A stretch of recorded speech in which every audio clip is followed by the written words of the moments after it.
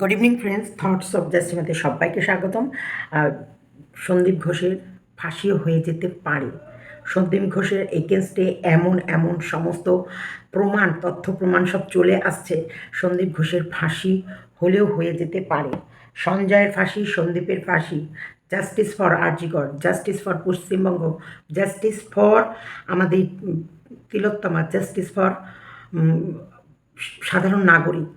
মানে we want justice, we demand justice. এই যে জাস্টিস চাইছি, জাস্টিস চিৎকার করে করে বলতে বলতে আজকে 50টা দিন কেটে গেল, 50টা দিন। তারপরেও তবে অনেক অনেক তদন্তে অনেকটা কাছাকাছি পৌঁছে গেছে সিবিআই। জানা যাচ্ছে সেই রাতে ওটিতে যে মধুচক্র চলছিল, ওটির ভেতরে চলছিল সেক্স র্যাকেট, এবং সেই রাতে দু জায়গায় দুরকমভাবে পার্টি চলছিল।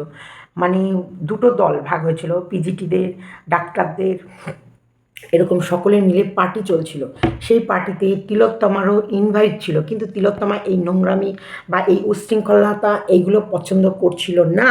সেই কারণে তিলোত্তমা প্রতিবাদ করছিল এবং বলছিল এগুলো আমরা মেনে নেব না, এগুলো নোংরামি, এগুলো মানা যায় না। আমরা একটা শিক্ষা নিতে এসেছি, যেখানটায় ডাক্তারি পড়তে এসেছি, আমাদের স্বপ্ন অন্য। তিলোত্তমার স্বপ্ন ছিল ডিগ্রি অর্জন করা, মেডেল জেতা, যেটা তিলোত্তমার মা বাবা কেঁদে কেঁদে বলছে, সেই রেকর্ডটাও তোমাদের শোনাবো। তাই দুর্গা পুজোতে ফিরতে যারা চাইছো অবশ্যই যেতে পারো, প্রত্যেকটা মানুষের তার নিজস্ব ইচ্ছা, কিন্তু আমরা সাধারণ মানুষ, আমরা, তোমরা বিশ্বাস করো না, আমি একটা সুতো অবধি কিনিনি, কিচ্ছু না। আমাদের বাড়িতে দুর্গা পুজো বলে সেরকম কোনো রকমের আলাদা আনন্দ কিচ্ছু নেই। কারণ সত্যিকারের যে রাজ্যে বসবাস করছি, সেই রাজ্যের অবস্থা যদি এরকম ভয়ঙ্কর রূপ হয়, সেই রাজ্যের যদি এরকম দুর্নীতিতে ভর্তি থাকে, কারণ আগামী দিনে কিন্তু আমাদের বাড়িতেও এর রেশ আসতে চলেছে। আমাদের পথে ঘাটে আমাদের মেয়ে বউরা চলতে পারবে না, পাড়ায় পাড়ায় সন্দেশখালির মতন পরিস্থিতি তৈরি হয়ে যাবে, এবং প্রত্যেকটা বারোয়ারিতে এই রকম নোংরা উচ্ছৃঙ্খলতা তৈরি হবে যে বারোয়ারির ছেলেপিলে লোকের বাড়ি ঢুকে যাবে, যদি এই রকম রাজ্য আর রাজনীতি চলতে থাকে। মানে কত বড় বড় ক্রাইম হয়ে যাচ্ছে, এবং কোথায়, যেখানটায় মানুষ স্বপ্নেও ভাবতে পারবে না, সেই সব জায়গায়। তাই অবশ্যই আমাদের সেফটি আমাদের কাছে, তাই আমাদের আওয়াজ তুলতে হবে, আমাদের বলতে হবে, আমাদের জাস্টিস আমাদেরকেই চেয়ে নিতে হবে। এই যে তিলোত্তমার মা বাবা যে কাঁদছিল, বলছিল যে আমার মেয়ে মেডেল জিততে গেছিলো, আমার মেয়ে ডিগ্রি অর্জন করতে গেছিলো, নিশ্চয়ই তার মা বাবা সেই মেয়েটার মনের ভেতরে এই জেদ, এই উচ্চ আকাঙ্ক্ষা তৈরি করতে পেরেছিল। সেই কারণে সেই দিনের পার্টিটা এই তিলোত্তমা মোটেই অ্যাটেন্ড করতে চায়নি। তিলোত্তমার একটাই ইচ্ছা ছিল, আমি এডুকেশন নিতে এসেছি, আমি ডাক্তারি পাশ করতে এসেছি, আমি ডিগ্রি অর্জন করতে এসেছি, আমি মেডেল জিততে এসেছি। সেই কারণে সেই রাতের পার্টিতে এই নোংরা কীর্তিকলাপের ভেতরে তিলোত্তমা যেতে মঞ্জুর হয়নি। কিন্তু তিলোত্তমার কাছে কিছু ভিডিও ফুটেজ, কিছু ফটো ও তুলেছিল, কারণ ওর ইচ্ছে ছিল স্বাস্থ্য ভবনে সমস্ত এই নোংরা, এই দুর্নীতি চলছে, তার অভিযোগ জানাবে যে হসপিটালের মধ্যে এইসব নোংরা কর্মকাণ্ডগুলো চলছে। সেই কারণে ও কিছু প্রমাণস্বরূপ ভিডিও ফুটেজ আর কিছু ভিডিও ফটো, এইগুলো ওটি যেখানটায় অপারেশন রুম, অপারেশন থিয়েটার, সেখানে চলছিল সেক্স, সেখানে চলছিল নোংরা কার্যকলাপ, সেখানে সব মেয়েরা ছেলেরা মিলে নোংরামি করছিল, যেটা তিলোত্তমা মোটেই নিতে পারেনি। জানা যাচ্ছে তিলোত্তমা যখন মারা গেছে, তখন তিলোত্তমার ওখান থেকে ফোন, সবার আগে ফোন নিয়ে, ফোন ডেটা এন্ট্রি, মানে যে ডেটা নষ্ট করতে পারে তাকে কল করা হয়েছিল। সে এসে ফোনের যত রকমের ডেটা ছিল, মানে যেগুলো মানে আরজি করের বিরুদ্ধে মানে তৈরি করেছিল ও একটা, মানে ছবি, ভিডিও, তারপরে হচ্ছে কোথায় কোথায় কী দু নম্বরই কাজ চলছে, সমস্ত কিছু। সেই কারণে প্রথম তিলোত্তমাকে মার্ডার করার পর এবং রেপ দেখানোর জন্যে সঞ্জয়কে ডেকে এনে ওর ওপরে রেপ করানোর পর ওর ফোনের থেকে অনেক কিছু ডিলিট করে দেওয়া হয়েছে, যেটা সিবিআইয়ের হাতে এখন পৌঁছে গেছে, এবং সিবিআই সেই ডিলিট করা ভিডিও ফুটেজ, ডিলিট করা ভয়েস রেকর্ড, ডিলিট করা অডিও, ভিডিও, ফটো সমস্ত উদ্ধার করার চেষ্টা করছে। কি ভয়ঙ্কর দুর্নীতি কি ভয়ঙ্কর কাণ্ড, ভয়ঙ্কর কাণ্ড। একটা মেয়েকে পৃথিবী থেকে সরিয়ে দেওয়া হয়েছে শুধু নোংরামি করবে বলে, নোংরা খেলা ওর উপরে ভেতরে চলবে বলে। তো তিলোত্তমার মা, আজকে সত্যি অভয়ার মা, তিলোত্তমার মা প্রচণ্ড কান্নাকাটি করছিল। তাদের একটাই বক্তব্য, আমার মেয়ের নামটাই মুছে গেল। যেই মেয়েটা এসেছিল ডিগ্রি অর্জন করতে, যেই মেয়েটা এসেছিল মেডেল অর্জন করতে, যেই মেয়েটা সমাজের সাধারণ মানুষের সেবা করতে, সেবামূলক কাজ করতে, যার স্বপ্ন ছিল ডাক্তার হওয়া, সে ডাক্তারে থার্ড ইয়ার মানে ৩১ বছরের একটা মেয়েকে কীভাবে মেরে দেওয়া হলো আর তার নাম পৃথিবী থেকে মুছে দেওয়া হলো। ভয়েসটা শোনো অবশ্যই। আমরা মা, আজকে আমাদের ছেলে মেয়েও কিন্তু স্বপ্ন দেখছে, আর সেই স্বপ্ন কিন্তু তৈরি করার জন্য, সেই স্বপ্ন কিন্তু বড় করার জন্যে আমরাও কিন্তু সেই সব শিক্ষা প্রতিষ্ঠানে পাঠাচ্ছি। এটা এই নয় যে শুধু আরজি করে চলছে, এটা সমস্ত মেডিকেল চারিদিকে চলছে। মানে শিক্ষার ব্যবস্থাটা এরকম হয়ে গেছে, যেমন স্বাস্থ্য ব্যবস্থা খারাপ তেমন শিক্ষা ব্যবস্থা খারাপ। সব জায়গায় লবি, রাজনীতি, আর সব জায়গায় নোংরামি, সেক্স, এই লাশ নিয়ে খেলা। লাশ ঘরেই যত রকমের রহস্য লুকিয়ে আছে সেটাও তোমাদের জানাবো, তাই স্কিপ করো না, পুরো ভিডিওটা দেখতে থাকো। তিলোত্তমার মা বলতে চাইছে যে সত্যি পৃথিবী থেকে মেয়েটার নামটা মুছে গেল। আজকে কেউ অভয়া, কেউ তিলোত্তমা বলে ডাকছে, ওর আসল নাম কোথায় হারিয়ে গেল। কিন্তু এই মেয়েটি আজকে এই ডাক্তারি পড়ার স্বপ্ন, তার নাম চারিদিকে ছড়িয়ে ফেলার স্বপ্ন দেখেই কিন্তু আরজি করে পা দিয়েছিল। এবং তার বড় স্বপ্ন ছিল সে মেডেল জিতবে, তার বড় স্বপ্ন ছিল একটার পর একটা ডিগ্রি, যেমন পুলিশের স্টার থাকে আর ওর নামের পাশে একটার পর একটা ডিগ্রি মানে জুড়বে। আজকে মেয়েটির নামটাই হারিয়ে গেল। পুজোতে সবাই ফিরতে পারে, কিন্তু আজকে কত কষ্ট নেই। আমরা এত বছর ধরে যা করেছিলাম সব গঙ্গার জলে ভেসে গেছে। ও এত মানে ৩১ বছর বয়স অব্দি যে পরিশ্রম করে যা করেছিল সব সেই নামটাই মুছে গেছে আজকে পৃথিবী থেকে। তিলোত্তমা, অভয়া, এসব নাম, যে নামের পাশে ডিগ্রি বসানোর জন্য এত লড়াই, সেই নামটাই মুছে গেছে। তো আর কি বলবো, আমার সব গোছানো ছিল, তার মধ্যেই আমার দুর্গা বিসর্জন হয়ে গেল। 9 অগস্ট 2024। কি দুর্বিষয় কাণ্ড, সত্যি মানুষ।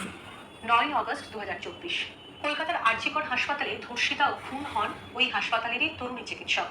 সুপ্রিম কোর্টের নির্দেশে চিরকালের মতন ওই চিকিৎসকের নাম পরিচয় উচ্চারণ করা বারণ। মা বাবার দীর্ঘ আইনি লড়াই সবে শুরু হয়েছে।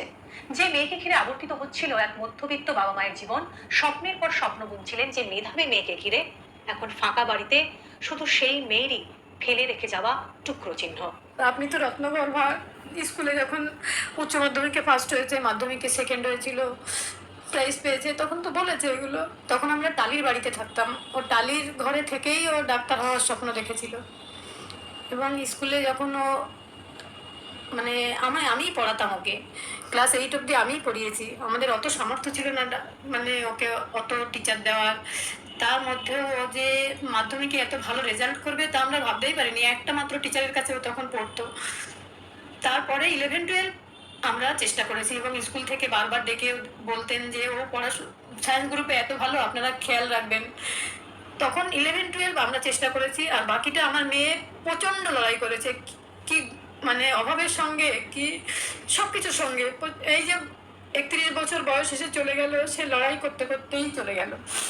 বেড়ে ওঠাটা কেমন ছিল? শান্ত ছিল? খুব শান্ত, খুব। কোনোদিন ওকে আমার বকতেই হয়নি পড়াশোনা করার জন্য। গানও শিখতো, ওই 9-এ উঠে ছেড়ে দিয়েছিল পড়াশোনার চাপের জন্যই, আর গান শিখতে যেত না। হাতটাও ভীষণ ভালো, হাতের লেখা নিজে থেকে আমি শেখাতাম। আর তারপরে ওরই মানে ইচ্ছা, এক একদিনে 30টা লিখবো তো 30টাই লিখতো, সেটা 29টা লিখলে হবে না। শৈশবটা কেমন ছিল? ও খুব শান্ত। আমার ননদের একটা মেয়ে ছিল, ওর থেকে 3 বছরের বড়। ওরা 2 বোন হাত ধরে বিকালে সারা পাড়া ঘুরে বেড়াতো। আর ও একটু মানে দিয়ে কথা বলতে বলে যখন সরা টরা বলতে সবাই ওকে খেপাতো, একটু সরা বল। আর সবাই মানে সারা বিকালটা ওরা 2 বোন মিলে ঘুরে সন্ধ্যাবেলায় ঘরে ফিরত। একদম ছোটবেলায় যখন একটু মানে হাত বুঝতে পারে। ওর কি গান শেখা, ছবি আঁকা সবটা আপনার থেকেই পাওয়া? না, ছবি আমি অত ভালো আঁকতে পারি না, ও এত সুন্দর আঁকতে পারে। আলপনা আমি দিতে পারি না, ও এত সুন্দর পারতো। ছোটবেলাতে মেয়েরা সাধারণত বাবা ভক্ত হয়, ও কার বেশি ন্যামটা ছিল, আপনার নাকি? না, আমার কাছেই সবকিছু। কিন্তু বাবাকে ভীষণ ভালোবাসতো, কি বকাবকি করতো বেশি, বাপি এটা করবে না ওটা করবে না। আমাদের দুজনকেই ভীষণ ভালোবাসতো। এখানেও দুটো চেম্বার করতো যেখানে গরিব মানুষকে বিনামূল্যে হ্যাঁ, হ্যাঁ। এমনকি কোভিডের সময় নিজের ৩ বার কোভিড হয়েছে। খাওয়া-দাওয়া ভুলেও পেশেন্ট দেখতো। এখানে একটা মানে ও সেরকম হয়েছিল, সেটা কথা বলে ওর আন্ডারেই সেখানে যত পেশেন্ট থাকতো ওই দেখতো সব। এই যে যখন ও বাইরে কাজে যেত তখন কি ও আপনাকে ফোন করতো? অনেকবার ফোন করতো। খেয়েছেন কি? হ্যাঁ, একদম, একদম। বাপি খেয়েছে কিনা রাতে, মা কোনো টেনশনই না তো রাতের 11টা 15তে আমাকে ফোন করে বলল, "তোমরা খেয়ে দিয়ে শুয়ে পড়ো, কোনো টেনশন নেই। আমার খাবার এসে গেছে, আমি খেয়ে নিচ্ছি।" তারপরে আর মেয়ের সাথে কথা হয়নি। আমি তো সময় দিতে পারতাম না, আমি তো আমার নিজের কাজ নিয়ে বেশিরভাগ আমার মার সঙ্গেই থাকতো। আমি স্কুলে হয়তো নিয়ে আসতাম, দিতেও যেতে পারতাম না, সকাল এদিকে কাজের ব্যাপার থাকতো, স্কুলে ওর মা দিয়ে আসলে আমি নিয়ে আসতাম। আবদারের জায়গাটা কার ছিল, কার কাছে ছিল? আবদার সেরকম কিছু ছিল না। আবদার বলতে আমাদের একদম সাদাসিধা। আবদার বলতে বাংলা মিডিয়ামে তো পড়তো। বছরের শেষে মানে নতুন বই কেনার সময় একসেট ইংলিশ মিডিয়ামের বই তার চাই প্রত্যেক বছর। আর কিছু তার চাহিদাই ছিল না কোনো। মানে এতটাই পড়তে ভালো হ্যাঁ, হ্যাঁ। পড়তে আর এখন ইদানিং পেশেন্ট দেখতে। পারছে না, শরীর খারাপ, তাও চেম্বারে পেশেন্ট থাকলেও চলে যাবে। যাস না মনে আজকে, না আমারও তো বসে আছে, আমি চাই। কোনোদিন জ্বর হলেও ডিউটিও কামাই করতো না কোনোদিনও। ওর কি রান্না খেতে ভালো? ও নিরামিষ বেশি পছন্দ করতো। নিরামিষ রান্নায় আর ডিম ভীষণ পছন্দ করতো খেতে। ডিমের পোস্ট, ডিমের অমলেট, ডিমের সব জিনিসই বেশি ভালোবাসতো। আর নিরামিষ পনির, তারপর কচু শাক, মোচা, এগুলো ভীষণ ভালোবাসতো। একসঙ্গে ঘুরতে যাওয়ার মানে হয়েছে, কখনো সুযোগ হয়েছে? হ্যাঁ, ঘুরতে গেছি। মাধ্যমিক পাশের পরে আমরা গ্যাংটক, দার্জিলিং ওগুলো গেছিলাম। তারপরে একবার কাশ্মীর গেছিলাম, আমরা ঘুরতে পারিনি। আমি অসুস্থ হয়ে পড়েছিলাম। আমরা ফ্লাইটে করে বাড়ি ফিরে এসেছিলাম, আমরা ঘুরতে পারিনি সেভাবে। মেয়ে বড় হয়ে গেলে মায়ের সাথে কিছুটা মত পার্থক্য হয়, তখন বাবা অনেক বেশি বন্ধু হয়েছে, তখন আপনার সাথে এরকম হয়েছে নাকি? না, না। আপনারই বরাবর? আমারই বন্ধু। ওর বাবার সঙ্গেই বরং ঝগড়া হয়, আমার সঙ্গে ঝগড়া হয় হতো না কোনোদিনও। সব কিছু আমাকেই শেয়ার করতো। কলেজে সারাদিন কি হলো, কি পেশেন্ট দেখলো, সব আমার কাছেই বলতো। হেল্পই করতো বাবাকে, হেল্প করতো। বাবা যখন ছোট এই স্কুলে আনতে যেত, হয়তো কোনো দোকানে মাল দিয়ে ফিরছে, মাল কিছু রয়ে গেছে গাড়ির পেছনে সিটে, মালটা ও বসে ওই মাল ধরে নিয়ে বাড়িতে আসতো, যতটা পারে হেল্প করতো। একটা ছোট্ট উদাহরণ না দিয়ে পাচ্ছি না। যখন কোনদিন সত্তরে গেলাম, আমাদের তিনজনে মিলে ফিরছি, ফলের দোকানগুলোতে স্টেশনে রেল লাইনে পাশ দিয়ে পার হচ্ছে, তখন নিচ দিয়ে ব্রিজ ছিল না, নিচ দিয়ে আসছি। বাপি বাড়িতে পুজোর জন্য ফল কিনবে না, ফলটা খুব পছন্দ করতো, ফুল ফল খেতে, কিন্তু কোনদিন বলতে নেই বাপি আমার একটা ফল ফল কিনে দাও। কখনো আবদার করে কিছু চেয়েছে আপনার কাছে? মানে আমার সেরকম মনেই পড়ে না। আপনারা শুধু বই চাইতো, বই। পড়াশোনা করতে আমার মেয়ে ভীষণ ভালোবাসতো। আমি এত খুশি সারাদিন, মানে সঙ্গে সঙ্গে পড়ে নিয়েছে, 3 বার মাত্র পড়েছে ঘড়িটাকে, এত যত্ন করতে গেছে যে। আর কি বলবো, এই সমস্ত মানে বলতে গেলে আমাদের মানে কি মানে এখন যে কি হচ্ছে আর কি পরিস্থিতি বুঝতে পারছি না কিছু আমরা, আর কি হয়ে গেল এটাও বুঝতে পারছি না। মানে ওই 9 তারিখের ফোনটা আমাদের একদম জীবনটাকে নষ্ট করে তছনছ করে দিয়েছে। বাড়িতে দুর্গাপুজো, দুদিন পরে দুর্গাপুজো, আমার বাড়িতে তো আর কোনোদিন আলো জ্বলবে না, মেয়েটাও আর ফিরবে না কোনোদিন। সেদিন যে কেন ডিউটি বেরোলো, সেদিন আমাদের এক বাড়িতে নিমন্ত্রণ ছিল, আমাদের বাড়ি। কত বলছিল, তো নিজে না খেয়ে পেশেন্ট দেখতো, নিজের দিকে তাকাতো না। আমি বলতাম, তুই যদি নিজে ভালো না থাকিস লোককে কিভাবে সুস্থ করবি। ও পেশেন্ট না দেখলে থাকে। এখন তো আরো কষ্ট পাচ্ছে যে ও বই পড়তে পারছে না, পেশেন্ট দেখতে পাচ্ছে না, কোথায় ঘুরে বেড়াচ্ছে। খুব হাসি খুশি ছিল আমার মেয়ে, ভীষণ কাজ করতে ভালোবাসতো। যে হসপিটাল থেকে এসেছে, আমি একটু মাথা আসলিয়ে একটা ভালো শাড়ি পরে থাকলেই ও খুশি হয়ে যেত। মা মাথা আসলিয়ে তো বা আজকে ভালো লাগছে, যা করেছিল সব শেষ হয়ে গেছে। সব পেয়ে যেত সেটাই।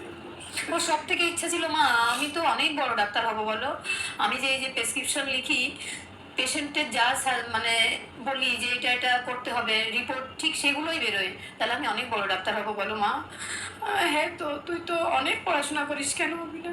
নামটাই পৃথিবীতে সেই নামটাই মুছে গেছে আজকে পৃথিবী থেকে। তিলোত্তমা, অভয়া, এসব নাম, যে নামের পাশে ডিগ্রি বসানোর জন্য এত লড়াই, সেই নামটাই মুছে গেছে। তো আর কি বলবো।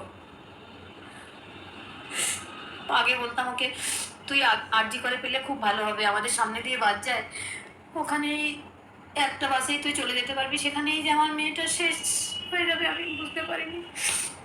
তারপরে বাড়িতেও বললো মা বাড়িতে তাহলে এবার বড় করে দুর্গা পুজো করবো। আমি বললাম না রে, দুর্গা পুজোয় অনেক ঝামেলা, কোনো ঝামেলা নেই, তুমি ভোগ রান্না করবে, আমি ঠাকুরের দিকে সব সামলাবো। সে সুন্দর, এত সুন্দর করে পুজো, মানে ঠাকুরমশাই এসে ওকে না হলে হবেই না, এত সুন্দর করে ও গোছাতো। দুর্গা পূজা 2 বছর হয়েছে, এই বছর নিয়ে 3 বছর হতো, আমার সব গোছানো ছিল, তার মধ্যেই আমার দুর্গা বিসর্জন হয়ে গেল। আজকালকার দিনে ওর মতো একটা মেয়ে হয় না। কেন ওকে হারিয়ে ফেললাম, কেন ওকে রাখতে পারলাম না। কত হয়তো শেষে মা মা বাপি বাপি বলে বাঁচাও বলে চিৎকার করেছে, আমরা তো শুনতেই পাইনি, কিছুই করতে পারিনি ওর জন্য।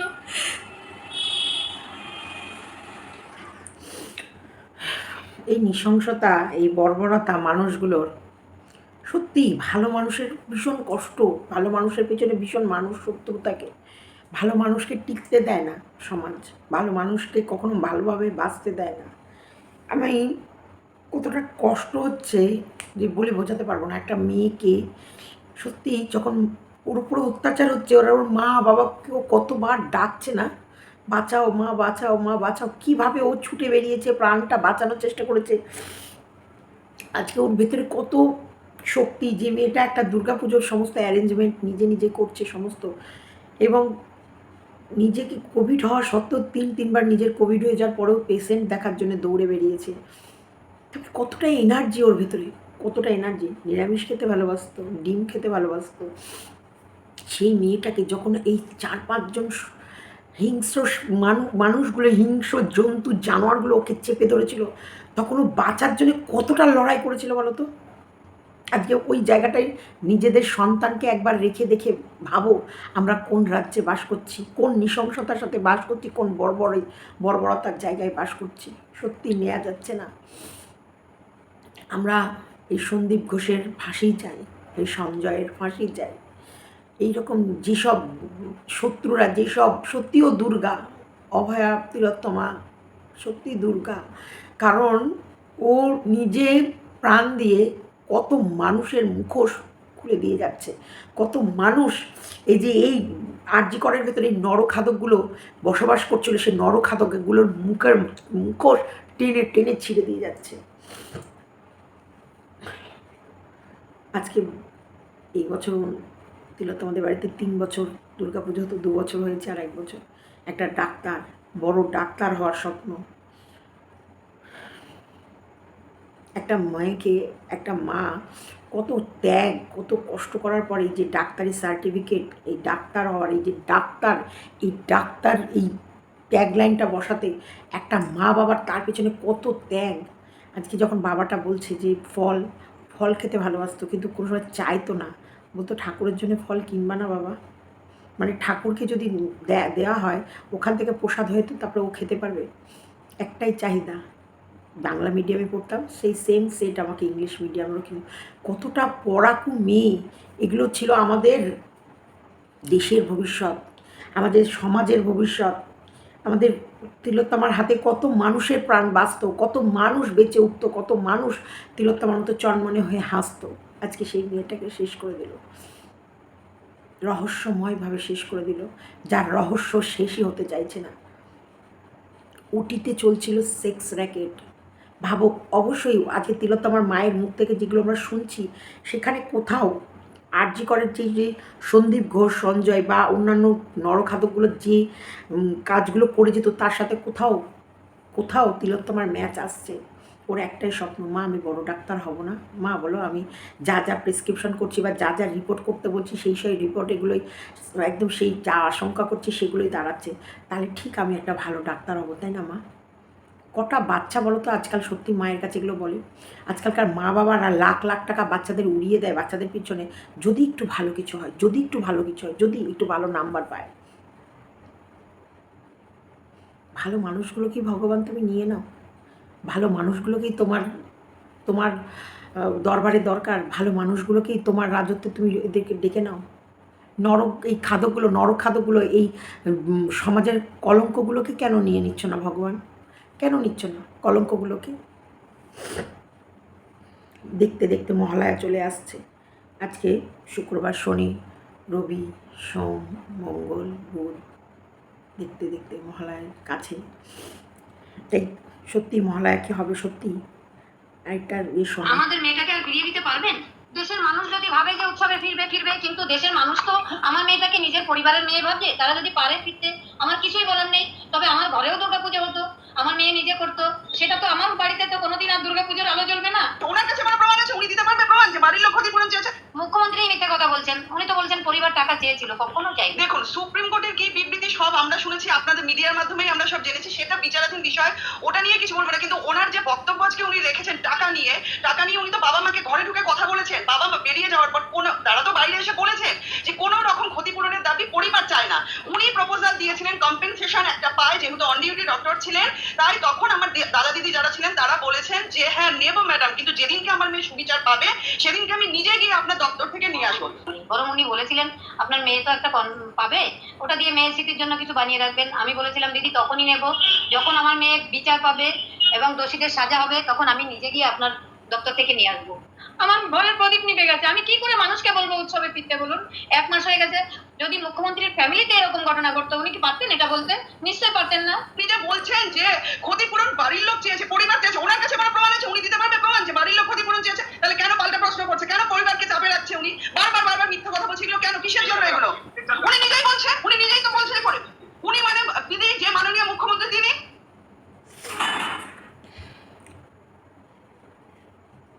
কি ভয়ঙ্কর রূপ, কি ভয়ঙ্কর ঘটনা, কি ভয়ঙ্কর পরিস্থিতি।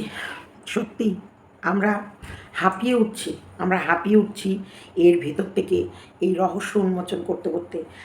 এত মানুষ একটা হসপিটালে, কত নাম হতে পারে, কতজন একটার সাথে একটা যুক্ত, মানে লোভ, টাকা, লোভ, এই যে মানুষের রক্ত চুষে লোভ, মানুষের বডি পার্টস বিক্রি করে লোভ, মানুষের নরকঙ্কাল নিয়ে লোভ, মানুষের অঙ্গ প্রত্যঙ্গ বেচে লোভ, মানে বোধহয় হসপিটালের ধুলোগুলোও বেচে আর্জি করে ইনকাম হতো, আর সেই ইনকামের কিছু পার্সেন্ট সরকারের খাতায় যেত। সেখান থেকে আমরা লক্ষ্মীর ভাণ্ডার পেতাম। হ্যাঁ, সেখান থেকে পেতাম, কারণ আমাদেরই বডির থেকে বডি পার্টস বের করে নিয়ে বেচে দিচ্ছে, দিয়ে আমাদেরকে মাসে 1000 করে দিচ্ছে। আমাদেরই শরীর থেকে সিরিঞ্জে করে রক্ত টেনে নিচ্ছে, বেচে দিচ্ছে, তার ভিতর থেকে 1000 করে আমাদের দিচ্ছে। প্রত্যেকটা সিস্টেম খারাপ, প্রত্যেকটা জায়গা খারাপ। কী নিয়ে লড়ছি আমরা, কোথায় বসবাস করছি? অবশ্যই অন ডিউটি থাকাকালীন সেই মেয়ে তো একটা কম্পেনসেশন পায়, কিন্তু তখন নেবে যখন মেয়েটা বিচার পাবে। এখন নিয়ে মেয়ের স্মৃতি উদ্দেশ্যে কিছু বানিয়ে রেখে চুপচাপ থাকো, এত লড়াই করতে যেও না। যার কোনো মানে লাইসেন্স নেই, যার কোনো মানে কারখানায় নেই যেখানটায় এই বায়ো ওয়েস্টেজ এগুলো নষ্ট হবে, কিচ্ছু নেই, অথচ টেন্ডার পাস করে বেরিয়ে যাচ্ছে। অশিক্ষিতদের হাতে সমস্ত আমাদের পৃথিবীর মানে আমাদের পশ্চিমবঙ্গের কাটি অশিক্ষিতদের হাতে, আর অশিক্ষিতদের হাতে লাখ লাখ টাকা গেলে এই অবস্থায় হয়। ভিডিওটা এখানেই রাখছি, সবাই ভালো থেকো, সুস্থ থেকো, আর অবশ্যই আমাদের জাস্টিস আমাদেরকে পেতেই হবে, আমাদের জাস্টিসের লড়াই আমরা চালিয়ে যাব।